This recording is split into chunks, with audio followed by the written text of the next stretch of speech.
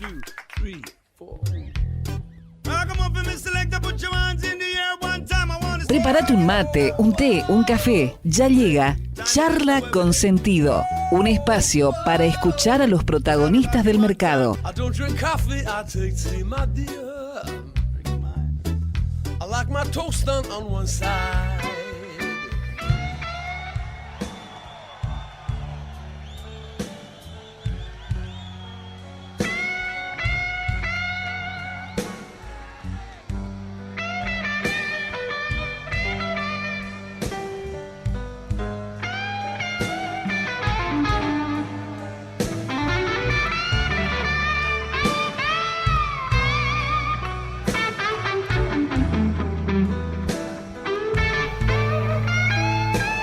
Lo prometido es deuda. Sí, estamos con Francisco Santolo, nombrado como el hacker de las startups por la revista Forbes. Es economista del SEMA, ha hecho innumerables cantidad de posgrados, ¿sí? Es docente en Harvard, es CEO de Scalable, como prometimos, tiene un MBA en SEMA también, ¿sí? Escribe un montón de papers que les recomiendo seguirlos en su LinkedIn, ¿sí? También es speaker, así que los saludamos. Buen día, Francisco. Alejandro Miño y Sebastián Bordato te saludan. Alejandro, Sebastián, qué placer estar con ustedes. Bueno, estás en Panamá, vamos a recalcar, así que pedimos disculpas si la comunicación por ahí no sale muy bien. Pero Francisco, contanos y contale a la audiencia, porque mucha gente quiere emprender y muy pocos saben cómo lograrlo sin fracasar en los primeros 3 pasos, para no frustrarse. Pero, ¿cuál es primero la misión que percibe Scalable? ¿Qué es Scalable y cómo lograste tener algo que es ya una marca mundial? Muchas gracias. La verdad, el propósito un poco es unir a las personas, mostrando que haciendo las cosas juntos y colaborando y en comunidad es muy diferente hacer negocios que por el camino tradicional. Creo que el futuro cambia hacia un mundo más horizontal y que es cada vez más necesario que los individuos entiendan que van a tener más poder por acceso a, entre otras cosas, por acceso a tecnologías poderosísimas, a desarrollarlas, a utilizarlas, y en ese sentido, si no estamos juntos, vamos a terminar dañándonos como venimos, ¿no? Pero en la práctica, Scalable es una organización que ayuda a personas y a corporaciones a innovar y a emprender a través de metodologías nuevas. Tenemos una metodología propia que surge de literatura que empieza en el año 2000 y se fortalece de 2010 en adelante, que cambia totalmente la forma de hacer negocios. Entonces, en un mundo que sigue regido por cosas desactualizadas y instituciones que están llevando el ecosistema hacia lugares que favorecen solo a algunos, nosotros empezamos a crear esta empresa que ahora es global. Arrancó fuerte en Argentina, ahora estamos en más de 20 países y con alumnos en más de 50, y fuimos aplicándolo para crear muchísimas empresas, ¿no? Se crearon más de 500 empresas hasta ahora. A recalcar que tenemos varios misioneros. Yo no soy misionero, pero vivo acá, que son miembros de la comunidad Scalable también, ¿no? Sí. Hay muchas personas ahí en misiones, creo que somos casi 10, y se siguen sumando. Y es muy lindo porque todos en la red emprendemos en cosas completamente diferentes. Entonces, para dar una idea, en Misiones tenemos desde vino hasta música, hasta finanzas, y bueno, y seguimos contando. Hay muchas cosas diferentes. Tal cual, un vino muy especial. Ahí a Francisco, no quiero pronunciar mal, Brie creo que es, o Brie. Fernando Briz, que está con el hidromiel, y tiene muchos premios internacionales. Muy bueno. Me va a matar cuando le cambié el nombre y el apellido, pero bueno, pero es impresionante. No impresionante lo que hace. Ahora, es increíble, sí. Y realmente quiere cambiar la matriz productiva de la provincia. Entonces hay muchos emprendedores que atrás de un producto tienen un propósito mucho más fuerte, y nosotros unimos a estas personas y las nos potenciamos entre sí. Ahí vamos a ir ahora en un ratito a lo que es el propósito, pero tus clases, vos me vas a corregir después con la palabra, pero digamos son altamente disruptivas, yo le voy a llamar así, ¿sí? Y en el marco del G20 en un momento disertaste y comentaste algo que hay que pensar en emprendimientos sin riesgo financieros, sin riesgo económico y sin inversión. Contanos cómo se puede hacer un negocio sin esas tres patas, sin plata. Bien, ahí ese es un tema que si uno, bueno, este programa tiene mucha audiencia ligada a finanzas, ¿no? Y desde las finanzas parece una locura, parece mentira, dirían, este está delirando. Y yo cada vez que tengo dinero o consigo dinero con la empresa, me lo gasto en las grandes universidades y charlo con estos profesores que escriben la teoría directamente. Y bueno, ya me dieron la razón, no está escrito en ningún lado, pero realmente estamos complicándonos mucho y también el incentivo de lo que se cuenta siempre beneficia a alguno, ¿no? Entonces realmente es así, la inversión hay que entender qué es.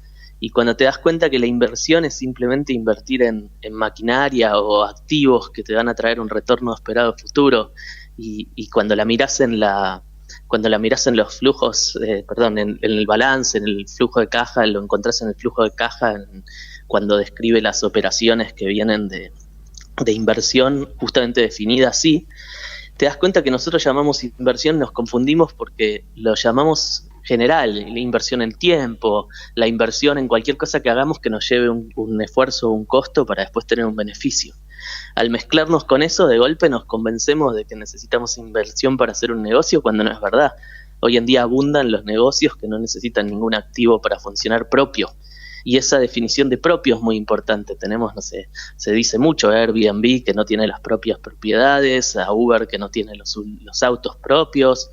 Y entonces para emprender, si partís de la base de que esos activos los puedes tercerizar, eso te permite convertirlos en un costo variable. Y la lógica es bastante simple. La lógica es, una vez que te sacás ese peso de encima, lo que tenés que hacer simplemente es armar un negocio en el cual le des valor a alguien que esté dispuesto a pagar por eso. Y hay muchísimos modelos de negocios donde las personas están dispuestas a pagar por cosas que no van a llevarse inmediatamente. Entonces, de esa manera vos creas un negocio financiado por tus propios clientes, que tiene todo el sentido. O sea, los clientes quieren algo que vos vas a hacer, vos sabés cómo lo vas a hacer, sabés cuánto tiempo te lleva. En el momento que ellos te pagan, recibís ese dinero y después financiás la producción o la entrega de lo que sea o la compra de lo que sea que vayas a entregar. En ese sentido, si cobras antes de pagar, te sacás de encima el riesgo financiero. Y con respecto al riesgo económico, que es quebrar la empresa, hay un tema también que no se tiene muy en cuenta, que es que si yo elimino los costos fijos, o por lo menos para comenzar, me saco de encima estos costos que tienen un costo de cancelación para poder cancelarlos, no tengo riesgo. ¿Por qué? Porque mientras yo tengo un margen positivo y no tenga costos fijos, si variabilizo, que es decir, que solo voy a tener costos cuando vendo, no tengo gran riesgo. La empresa no puede quebrar. Para quebrar tiene que dar negativa a la cuenta, y la cuenta no puede dar negativa si mi margen es positivo y no tengo esos costos. Es impresionante. Entonces, esto que dije así muy rápido. Sí, cuando lo explicás en un pizarrón virtual, porque me ha tocado hacer las clases totalmente virtual, visto en un pizarrón es tremendo, como yo siempre digo, cae la ficha y uno ve la Matrix, ¿no? Llevando a lo fílmico, y es impresionante porque verdaderamente desde el punto de vista matemático o económico es así, como bien decís. Claro. Lo que pasa es que te lleva a repensar, sentarse. Bueno, hay un modelo Canvas que vos después sugerís, que obviamente hay que sentarse, hay que planificar. Yo conté hace unos programas atrás acá mi experiencia. En 2002 vine, abrí unos locales de ropa con 0 planificación, y por supuesto a los 2 años me tuve que volver a Buenos Aires a hacer lo que mejor sabía hacer, y recién 16 años después estoy acá con un proyecto propio que gracias también al aporte de Scalable pude recontradaptarlo a este modelo que, claro, por supuesto, para el mundo de los que estamos en el mercado financiero, los venture capital, recién estaba contando algo de Mercado Libre, y Mercado Libre a través de Marcos Galperín está ingresando a través de una compañía que fabrica comida y que todo digital, pero todo financiado con venture capital. No sé ahí si querés acotar algo en relación a este tipo de empresas que no hacen más que intermediar, y sacar dinero de los que más tienen a los que necesitan un fondeo, digo bien. Sí, dale, me encanta el tema. Te cuento, mirá, con lo que decía antes muy rápido, cuando lo bajás ejemplos, te das cuenta que abundan los ejemplos de empresas que no necesitaron ninguna inversión para empezar. Y están por todos lados. Incluso cuando vos mencionás tu emprendimiento anterior de ropa, indumentaria y gastronomía son dos de las industrias más complejas desde esto que yo llamo el modelo de negocio virtuoso, que es el que cumple todas estas reglas que yo mencionaba. En indumentaria tenés las temporadas que son crueles, tenés el stock y los activos que te quedan obsoletos enseguida cuando termina la temporada, tenés que producir y estimar la demanda muchísimo tiempo antes, o sea, cuando empezás a mirar es muy, muy complejo. Ahora, ¿cómo entran los venture capital en el asunto? Los venture capital de alguna manera son los que diseñan un poco el relato de lo que es el ecosistema de startup. Y siempre que hay un relato de algo, hay alguien que está ganando y hay alguien que lo diseñó de manera de que los incentivos de los demás se comporten, permitan que se comporten como uno quiere.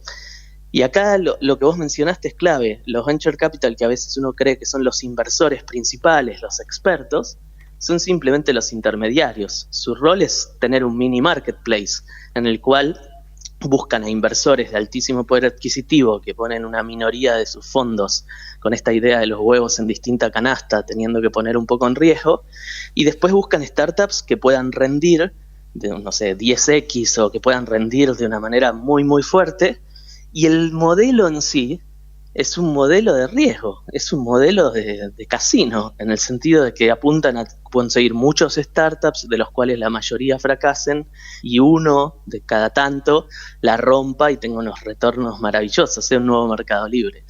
Entonces, ¿cuál es el tema ahí?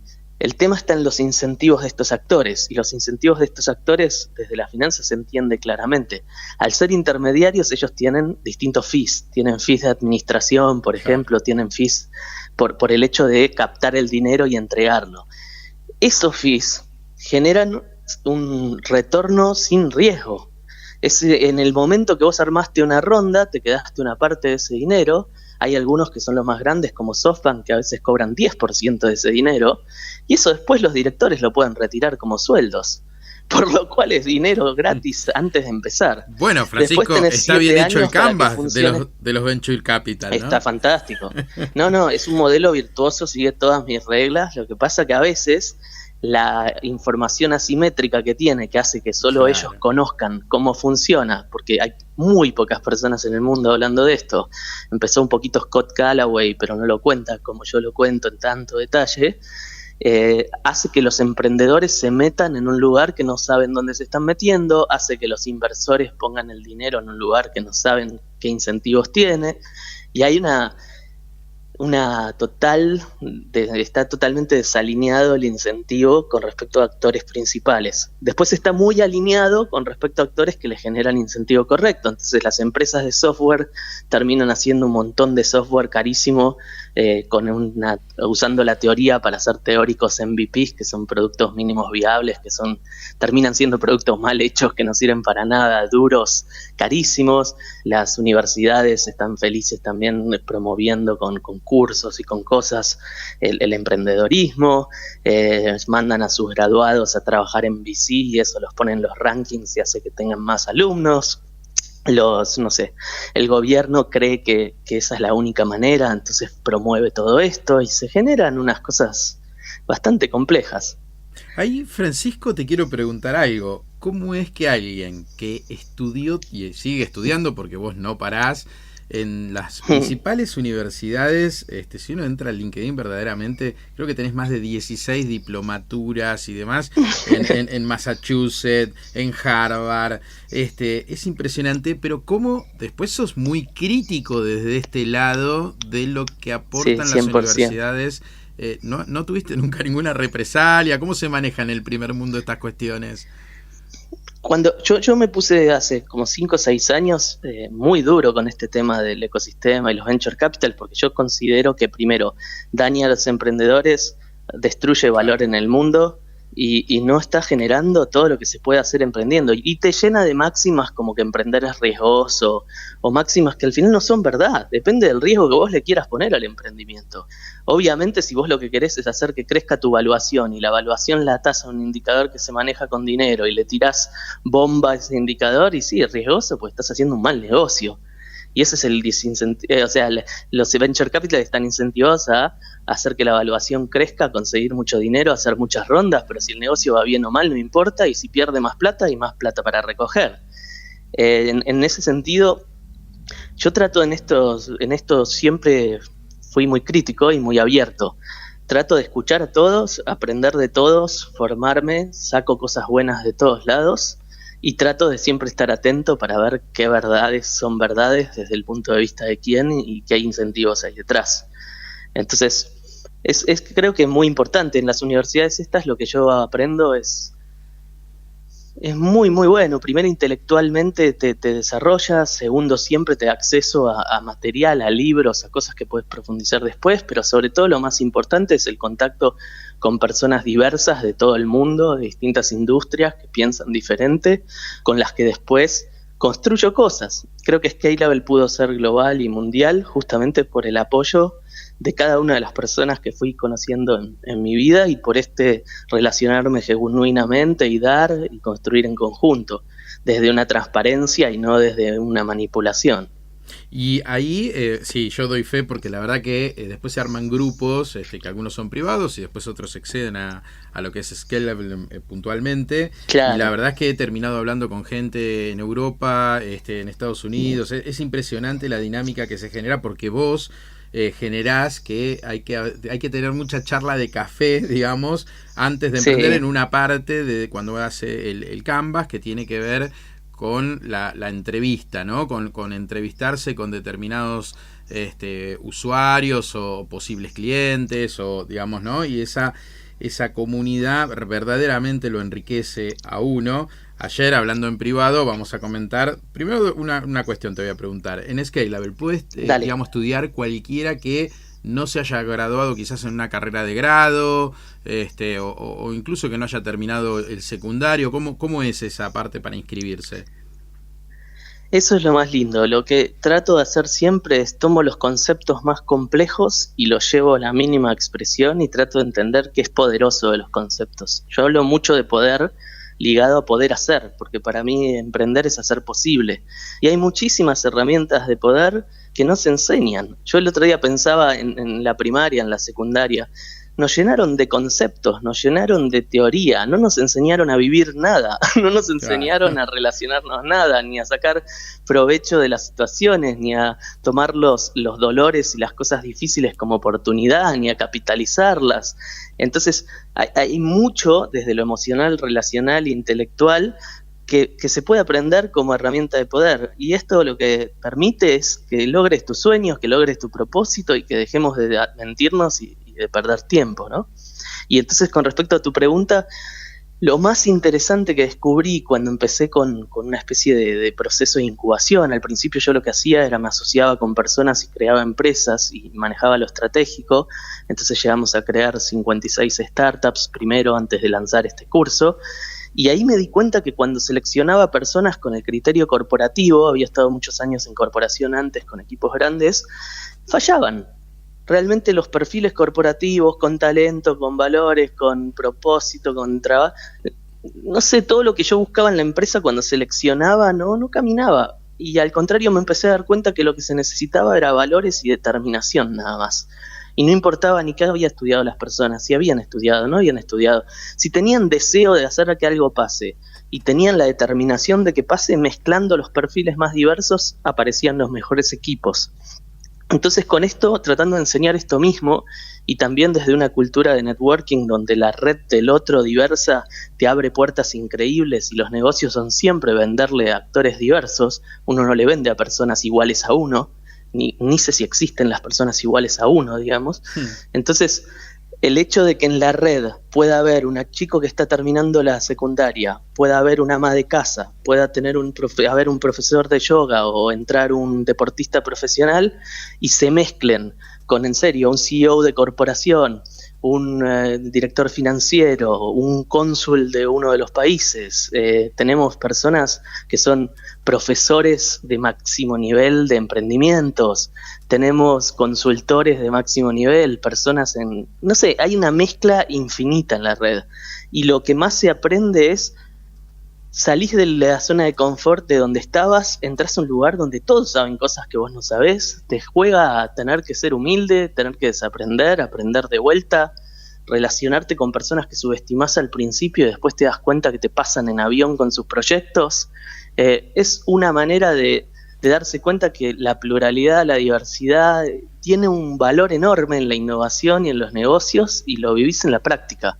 Y trato de hacer esos conceptos bien simples. Entonces, esto mismo que explicaba antes, que lo dije a toda velocidad y apuntando a un público quizá un poco más técnico o más financiero, lo explico de una forma que todo el mundo lo entiende, muy sencilla y que hace que no cometas errores.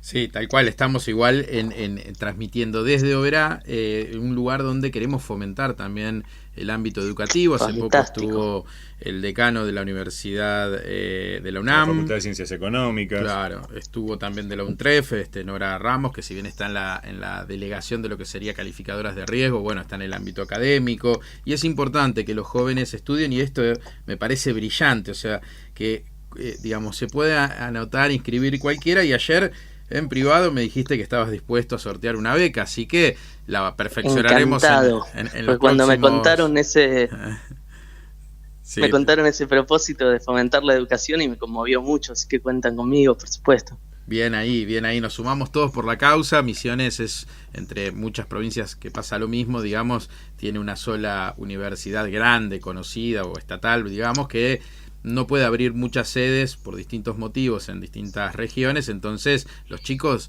tienen que desplazarse, gastar dinero, alquilar casas. Por supuesto la universidad ayuda muchísimo en ese sentido, claro, pero hay que ayudar desde la sociedad, desde el ámbito privado, en este caso el tuyo con este tema de la beca de Scalable, y realmente es muy poderosa, te abre la cabeza. Yo lo pude vivenciar, digamos, en carne propia, y de hecho hasta algunos entrevistados que hemos tenido, Ale, porque recordarás que el primer programa nuestro estuvo Argensan, estuvo el CEO, Pablo Tamburo. Bueno, sí. Argensan contrató los servicios de Scalable a un montón de empleados, ¿no? Digo, bien, Francisco. Sí, vinieron más de 25 directivos, como para empezar a hablar un lenguaje común de la metodología, y aparte para tener una mirada más innovadora. Creo que es un ejemplo de empresa argentina, impresionante cómo se manejan. Totalmente, y tienen una responsabilidad social empresaria muy buena, la hemos explicado acá, muy fuerte. 200 por 400, bueno, están con algunos planes muy buenos, donde los propios empleados, los 200 empleados, le asignan a personas necesitadas del lugar de donde ellos están, que es por ahí por la zona de Luján, a 400 familias, y les está yendo muy bien. Note el oyente que Francisco habla de propósito y no misión o visión, si habla de propósito, y no sé si captaron en algún momento, pero dijo que emprender es el arte de hacer posible. Así que algunas definiciones muy diferentes a los que hemos estudiado, digamos, más las teorías tradicionales, y te abre mucho la cabeza, Francisco. Así que te agradecemos y te vamos a volver a molestar. Yo sé que son, creo que las 6:30 de la mañana, quieran. ¿Las 7? Sí, bien temprano. En Panamá todo arranca muy temprano. Muy temprano, pero bueno, un placer tenerte acá con nosotros. Seguramente te vamos a volver a molestar un día que te acuestes bien temprano. Y bueno, quedan las vías de... Hay que coordinarlo, ¿no? Hay que coordinarlo. Sí, pero te agradecemos muchísimo. Francisco Santolo, el CEO de Scalable, pueden seguirlo. No sé si querés dar alguna red social, algo en particular, Francisco. Me encuentran en prácticamente cualquier red social con Francisco Santolo. Y eso, tenemos una prueba gratis del curso que vale la pena. Después te paso el link, así lo difunden de otra manera. Perfecto. Pero está bueno, hicimos una prueba gratis del curso, y la otra cosa que quería contar es, mi misión es tratar de hacer la red más plural, más diversa, y llevar a más personas esta información. Entonces en nuestra página hay muchísimo contenido gratuito, está la prueba gratis del curso, y el valor de nuestro curso bajó 10 veces de precio en el tiempo. Para Argentina no es un precio barato todavía, pero cada vez es más barato, y lo que quería decir a la gente es, el que sienta que no lo puede pagar y lo quiere hacer, no deje de escribirme, porque siempre hay alguna beca posible, hay alguna manera. No hay ninguna persona que haya querido hacer Scalable que no haya podido eventualmente.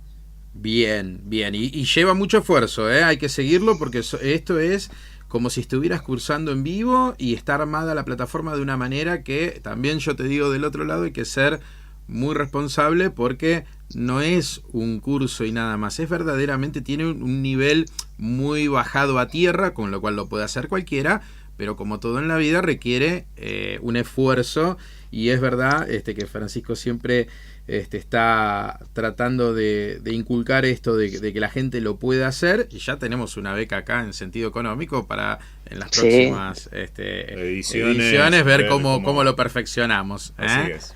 Así que, Francisco, Así que excelente. te súper agradecemos el tiempo, el haberte levantado temprano y de tenerte nuevamente seguramente en alguno de los programas a futuro. Un placer enorme, gracias por todo y que tengan un excelente día y toda la audiencia. Gran abrazo. Abrazo grande.